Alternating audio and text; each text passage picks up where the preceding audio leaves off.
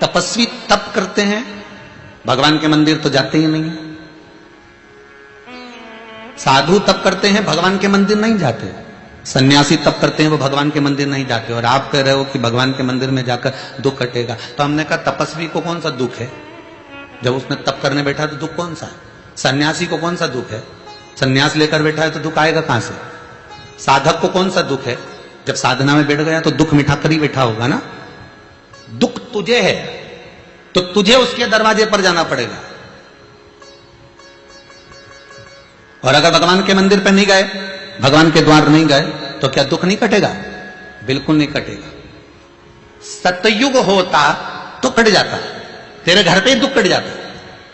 त्रेता होता तो भी तेरे घर पर दुख कट जाता। द्वापर होता तो भी तेरे घर पे दुख कट जाता। पर कलयुग है, कलयुग में दुख तो भगवान के दरवाजे पर जाने पर ही कटेगा। पहले के लोग, अब सत्ययुग में निकालो जरा पुराना समय और आज का समय, और सरल भाषा में समझ लो अच्छे से। पहले के जमाने में नाई की दुकान पे लोग कटिंग कराने नहीं जाते थे। बोलो जाते थे? जितने लोग टीवी पर कथा सुन रहे, जितने मोबाइल पर सुन रहे, बोलो ईमानदारी से, कोई नाई की दुकान होती थी पहले के समय में? कोई नाई की दुकान नहीं होती थी। नाई खुद आता था, तुम्हारे यहां के बाल काट के जाता था। काटता था कि नहीं काटता था? आओ साहब बेटा ने कपड़ा मपड़ा लगा ही दिया ऐसा, और यहां से डोरी मोरी बांध के और काट कुटा के और चले गए।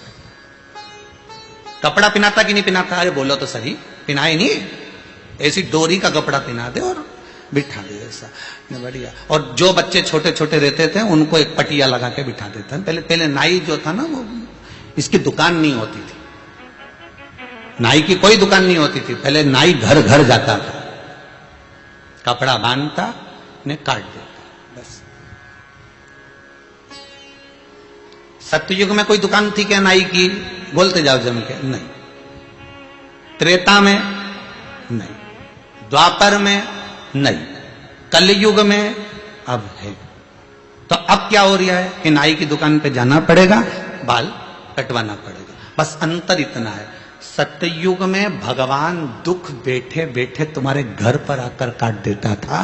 त्रेता में भगवान तुम्हारा दुख तुम्हारे घर पर आकर काट देता था। द्वापर में भगवान दुख तुम्हारे घर पर आकर काट देता था। पर कलयुग में तो तुम्हें नाई की दुकान जाना पड़ेगा, कपड़ा बंधवाना पड़ेगा, तब वो काटेगा। उसी तरह कलयुग में तुम्हें भगवान के दरवाजे पर जाना पड़ेगा, भक्ति का चीर बांधना पड़ेगा, तो वो दुख काट देगा। ये पक्का, ये पक्का तैयार बैठा है काटने के लिए। बिल्कुल, कितना सुंदर संवाद है वहां, बहुत ध्यान दीजिएगा जरा। अग्नि पुराण, स्कंद पुराण, दोनों पुराण में स्मरण करिएगा।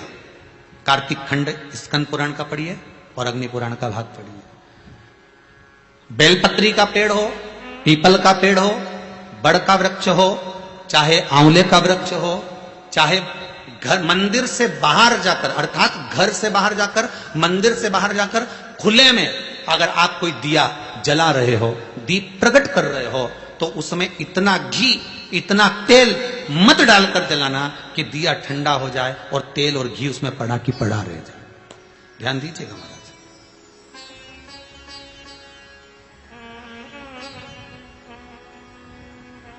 कई बार आपके साथ में भी हुआ होगा, आप दशा माता की पूजन करने गए हो, या पीपल की पूजन करने गए हो, या वृक्ष की पूजन करने गए, आंवले की पूजन करने गए, बेलपत्री का पूजन करने गए। तुमने तो दिए में घी डाल लिया ज्यादा, बत्ती भी लगा दी तुमने, और इस भाव से लगाई कि जलेगा थोड़ी देर तक, और मालूम पड़े तुम्हारी पूजन हुई, हवा का वेग आया, दिया ठंडा हो गया और उसमें घी पड़ा रह गया, उसमें तेल पड़ा रह गया।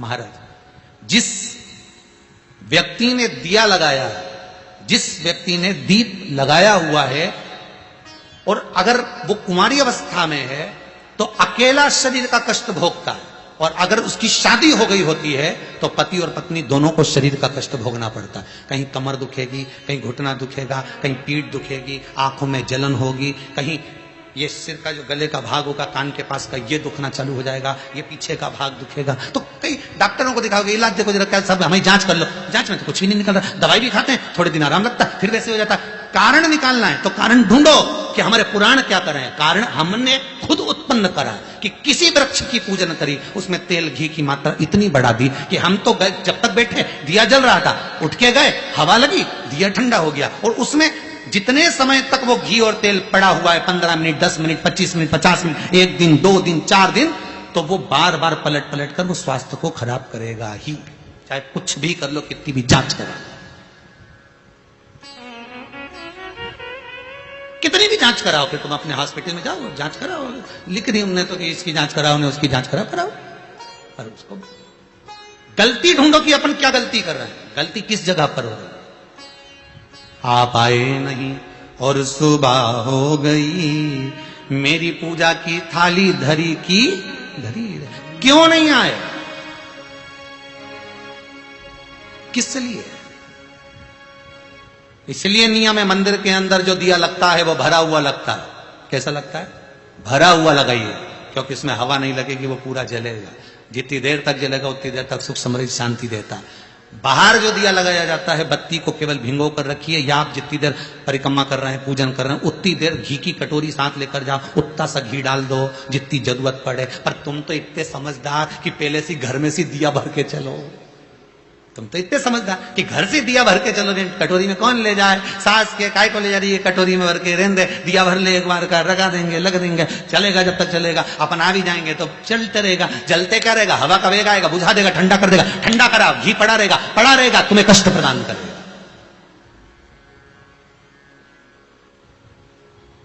तुम्हें कष्ट,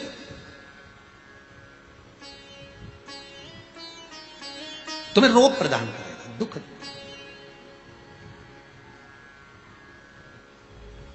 जो समझदार माताएं होती हैं ना, जो समझदार लोग होते हैं ना, वो